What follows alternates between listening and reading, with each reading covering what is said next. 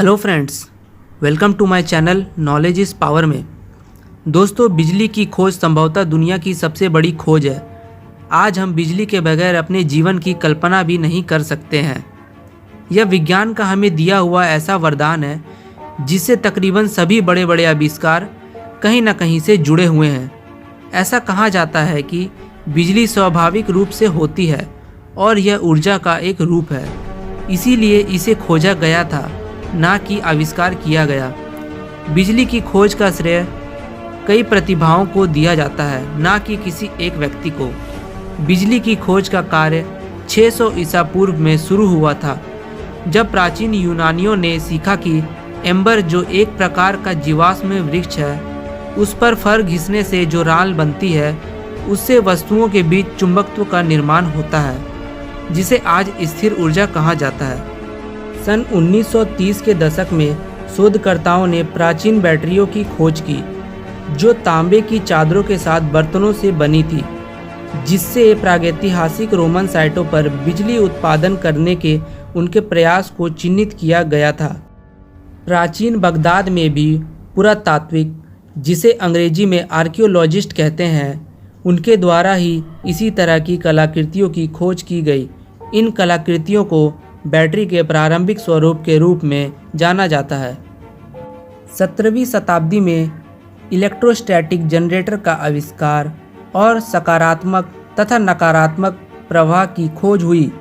इन्हीं दो खोजों से दुनिया में इलेक्ट्रॉन युग की शुरुआत हुई। सन 1600 ईस्वी में अंग्रेजी चिकित्सक विलियम गिलबर्ट ने लैटिन शब्द में इलेक्ट्रिक्स का इस्तेमाल एक दूसरे के खिलाफ रगड़ने वाली दो वस्तुओं के बीच घर्षण के लिए पर्यायवाची शब्द के रूप में किया था।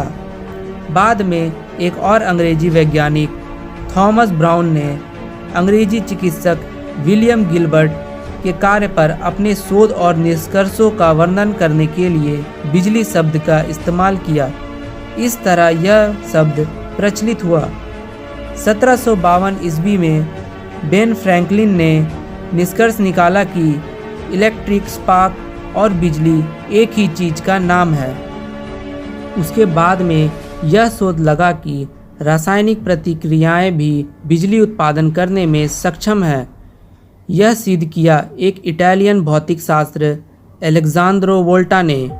उन्होंने बाद में इलेक्ट्रिक बैटरी का भी निर्माण किया, जो स्थिर इलेक्ट्रिक प्रवाह का निर्माण कर सकती थी।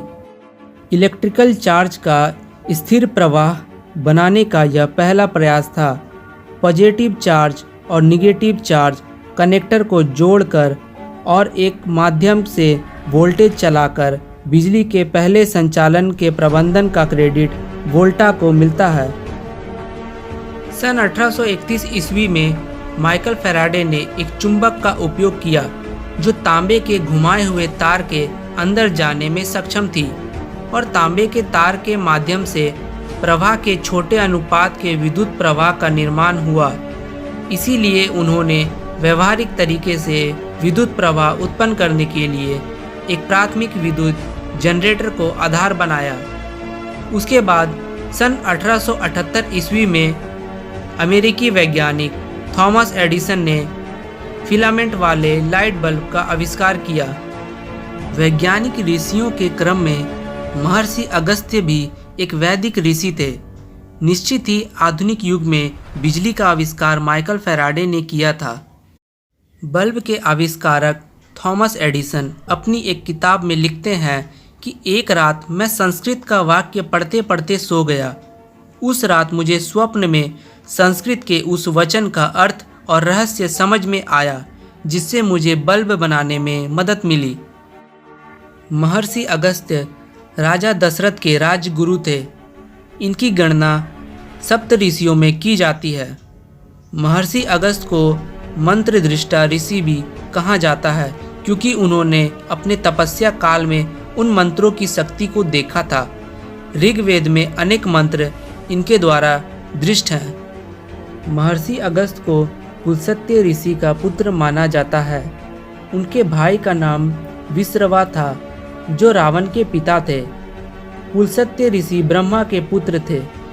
महर्षि अगस्त ने विदर्भ नरेश की पुत्री लोपामुद्रा से विवाह किया, जो विद्वान और विदग्ध थी। ऋषि अगस्त्य ने अगस्त्य संहिता नामक ग्रंथ की रचना की। इस ग्रंथ की प्राचीनता पर भी कई शोध हुए और इसे सही पाया गया है। इस ग्रंथ में विद्युत उत्पादन से संबंधित सूत्र मिलते हैं कि एक मिट्टी का पात्र लें, उसमें ताम्र पट्टिका अर्थात कॉपर सीड डालें तथा सीखी ग्रीवा अर्थात कॉपर सल्फेट डालें। फिर बीच में गीली काष्ठ पासु अर्थात वेट सॉ डस्ट लगाएं। ऊपर पारा अर्थात मरकरी तथा दस्त लोस्ट अर्थात जिंक डालें। फिर तारों को मिलाएंगे तो उससे मित्रा वरुण शक्ति अर्थात इलेक्ट्रिसिटी का उदय होगा। उन्होंने बैटरी द्वारा तांबा तथा सोना तथा चांदी पर पॉलिश चढ़ाने की विधि निकाली। तो दोस्तों, आज के वीडियो से यह पता चलता है कि बिजली की खोज किसी एक व्यक्ति द्वारा नहीं बल्कि कई लोगों की शोध का नतीजा है। अगर आप लोगों को यह वीडियो पसंद आई हो तो मेरे चैनल को लाइक, सब्सक्राइब और शेयर ज़रूर कीजिएगा। मिलते हैं अगले वीडियो में किसी नए टॉपिक के साथ। तब तक के लिए बाय।